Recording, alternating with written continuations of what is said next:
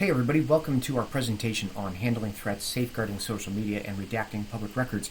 My name is Frank Griffiths. I'm a special agent with the Arizona Attorney General's Office, and this presentation has been put together in concert with Special Agent Supervisor Rob Eckert.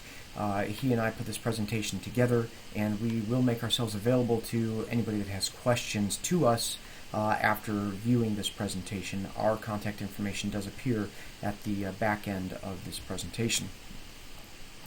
We're going to jump right in, and we're going to cover these 4 or 5 topics. Now, this first little video segment, try to keep them down to 10 minutes, is on violence against state employees and demonstrating that that is a viable concern. The other things that we're going to talk about are open source counterintelligence gathering in another video. We're going to talk about social media privacy options, how to protect yourselves and set your privacy settings on your social media, and then how to redact your public information on our 4th installment.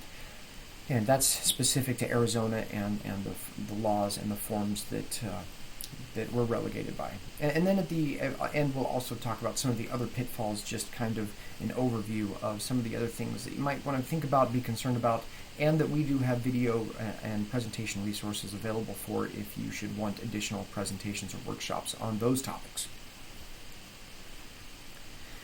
This slide is just pointing to a news video that occurred at the end of 2013 about a tragic situation where a bad guy went after some prosecutors and some county officials in Texas.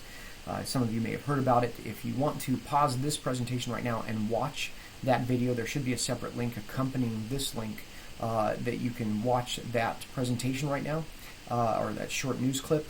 It's about 6 minutes long, I think, and then we'll return and talk about it. If you did pause it and watched it and discussed it, that's good. We'll continue on with this presentation now, and you can see how it relates. Back in 2013, just a couple of years ago in Arizona, over 1,800 attorneys responded to a survey, and in the survey they were asked if any of them, or how many of them, had received any threats of violence against them as it relates to their occupation. And so the question to you is, how many do you think it was? Do you think it was A, 1,101? Do you think it was B, 777, slot machine? Or do you think it was C, 58? So turn to your neighbor right now and make your best guess. If you're going to place bets, I can't see you. This is just a video presentation.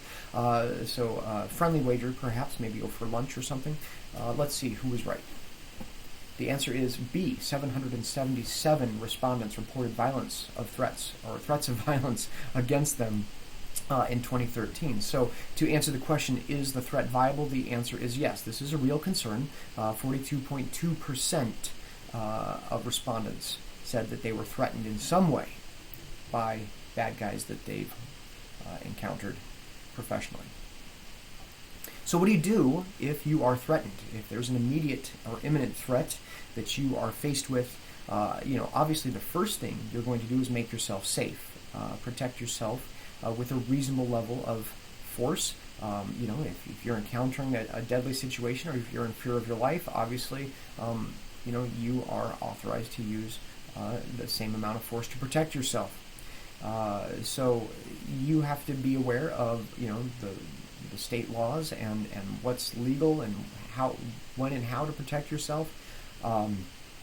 But that's really up to you. Now, in law enforcement, you've probably heard the phrase, "I'd rather be judged by 12 than carried by 6." Sort of a morbid assessment of the situation, but it's better to live, perhaps, and deal with the consequences. Be second guessed by people later and still be alive. That's really up to you how to protect yourself. But that is the first priority. Once you're safe or reasonably safe, you need to call 911. You need to get law enforcement there to help you, to respond to the scene, to perhaps protect you from further attack, or to look for the bad guy, things like that. And now, do we call 911 every time? Well, if the threat is imminent, then yes. And what defines imminent? Well, does a reasonable person have a reasonable belief that you are in harm's way, of danger to life or limb?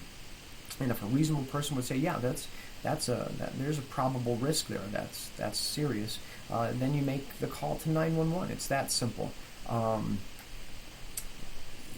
couple of examples might be along the lines of if the bad guy is calling from New York and you're in Arizona and he says, I'm going to fly out there and I'm going to burn your house down, you might keep him on the line and ask him a few questions and determine, how serious he is or if he's just blowing off steam. You may still want to call the police. You may not necessarily need to call 911. However, and I do encourage you to call the police and make a report if somebody threatens to burn your house down.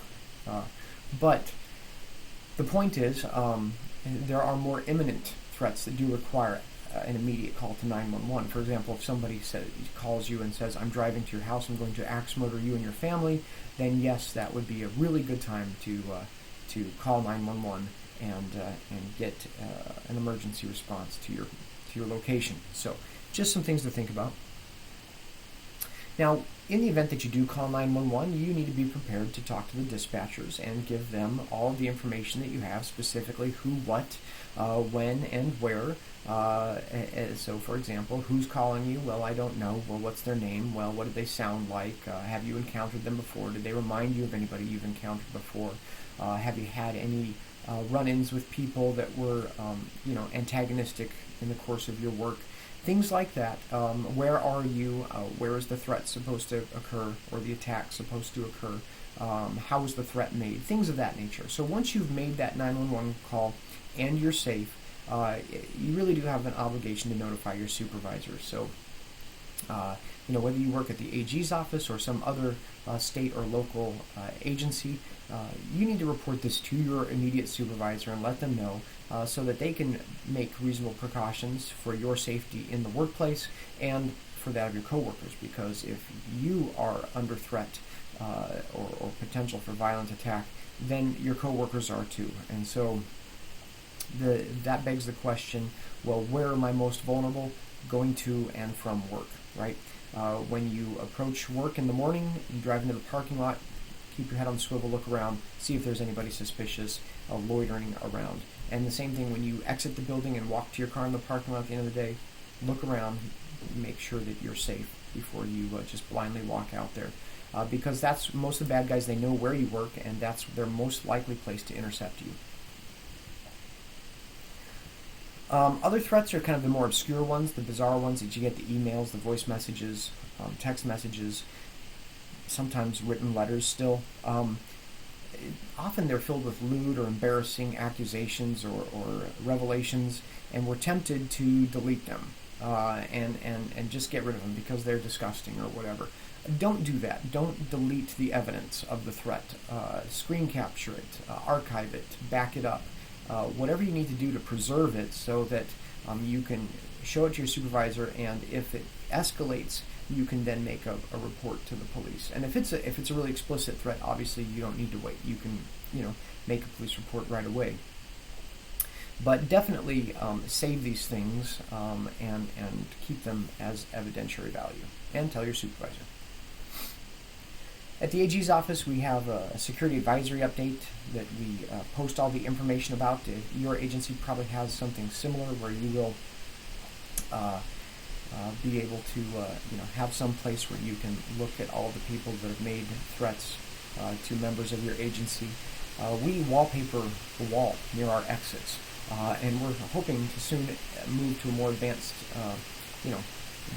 being state agency, it'd be nice to have an electronic display screen that cycles through them or something like that. So hopefully that's coming in the near future for us.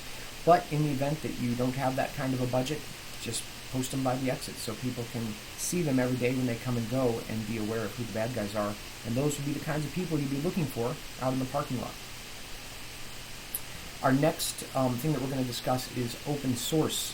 And that's going to be in our next video segment. So thank you for watching this first segment. If you have questions, contact myself or Special Agent Supervisor Rob Eckert. I'm Frank Griffiths. Thank you for watching this presentation.